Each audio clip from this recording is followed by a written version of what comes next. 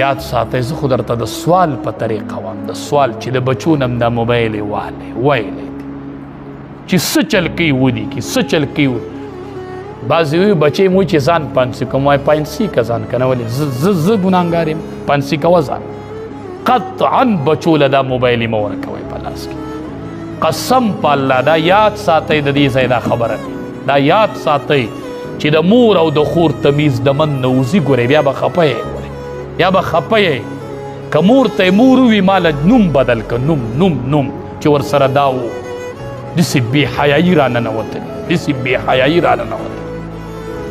تفسیر روح المعانی لیکلی دی وی یو زرګر ډېر پاک ژوند به یې تېرو ډېر پاک ژوند یو ورځ کور ته راغی یو پیو واله به دوی له پی راوړل یو ورځ چې کور ته راغی نو بیبي یې ژړله دی ورته ویل ته ولې ژاړې بس خفه یم ولې خفه یې وی دا پیو واله چې موږ له به یې پی راوړل د 100 کالو وړوکی د دې سره لوی شوی وی نن چې ما له پی راوړل نو زما دا لاس یې داسې ونیو د شهوت په خیال بس ژړا راځي دی مونږ کره راکوټې لوی شوی و